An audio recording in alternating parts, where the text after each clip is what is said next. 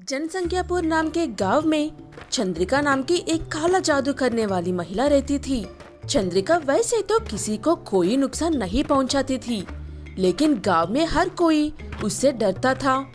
चंद्रिका का एक 10 साल से 15 साल का एक बेटा है, जिसका नाम कबाला है।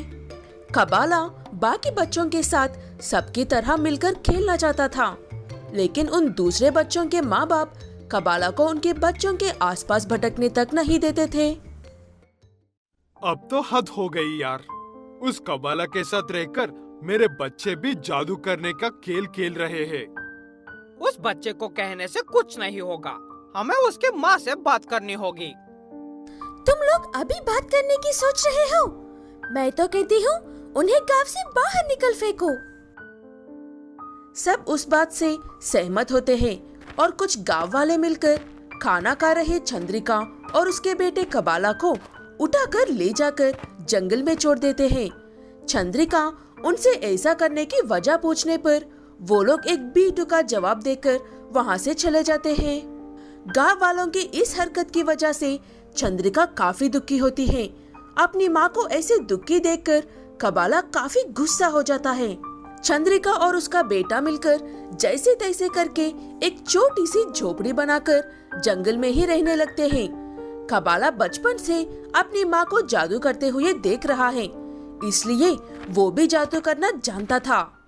कबाला अपनी माँ से छुपकर एक ऐसा जादू करता है जिससे मरे हुए लोगों के भूत कबाला की हर बात मानते हैं। लेकिन कबाला ने जिस भूत को बुलाया था वो काफी शक्तिशाली था, इसलिए कबाला की एक भी बात सुने बिना गांव में चला जाता है। अलविदा छोटे, मुझे काबू करना तुम्हारे बस की बात नहीं है, लेकिन तुम्हें मुझे जिस काम के लिए बुलाया था मैं उसी काम के लिए बनी हूँ। अब देखो मेरी शरारत। हा हा हा हा। ये कहते हुए वो भूतनी वहाँ से उड़ जाती है। उसके जाने के बाद कबाला अपने आप में, कहीं मैं गुस्से में आकर कोई गड़बड़ तो नहीं कर दी।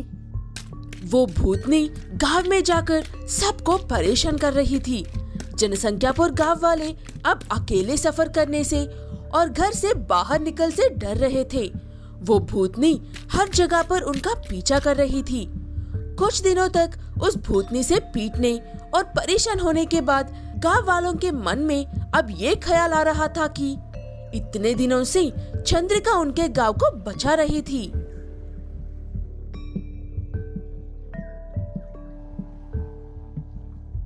चंद्रिका जादू करनी तो थी, लेकिन कभी भी उसने किसी गांव वाले को नुकसान नहीं पहुंचाया, और वो ना ही कभी किसी बुरी नीयत वाले को मदद करती है। तुम कहना क्या चाहते हो? चंद्रिका हमसे बदला ले रही है इस गांव से निकलने के लिए? नहीं मेरे दोस्त, तुम फिर से गलत सोच रहे हो। चंद्रिका ना तो अमीर है, ना तो किसी का बुरा करती है, और ना ही किसी का बुरा चाहती है। तो वो जादू क्यों करती है? हमें उस बुरी आत्माओं से बचाने के लिए। इतने दिनों से वो हमारी मदद कर रही थी और हम बिना वजह उससे डर रहे थे। अब हमें उसकी जरूरत है।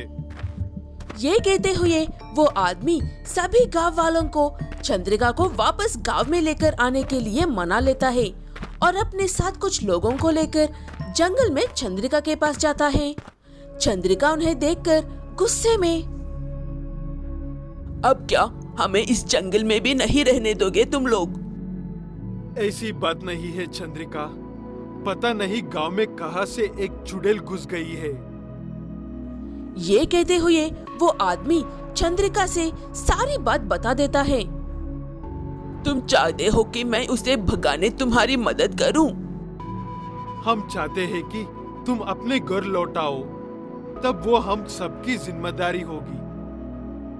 चंद्रिका अपने घर लौटने के लिए मान जाती है और वहाँ पहुँचते ही सबसे पहले उसका सामना उसी चुड़ैल से होता है। चंद्रिका और वो भूतनी एक दूसरे से पुराने दुश्मनों की तरह मिलते हैं। क्या तुम इन लोगों की मदद करने के लिए आई हो? भूलो मत, मैं तुम्हारी बड़ी बहन हूँ। तुमने हमेशा गलत रास्ता चुना है और तुम हमेशा की तरह आज भी मुझसे हारने के लिए ही आई हो। ये कहते हुए दोनों बहनें अपनी शक्तियों का इस्तेमाल करके एक दूसरे के साथ डालते हैं। थोड़ी ही देर में वो भूतनी कमजोर पड़ने लगती है और वहाँ से भाग जाती है। ये मेरा अंत नहीं है, मैं लौट कर आऊंगी।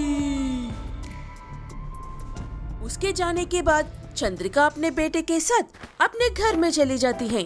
उसके बाद से गांव में चंद्रिका और उसके बेटे को बहुत सम्मान के साथ देखा जाने लगा था लोग।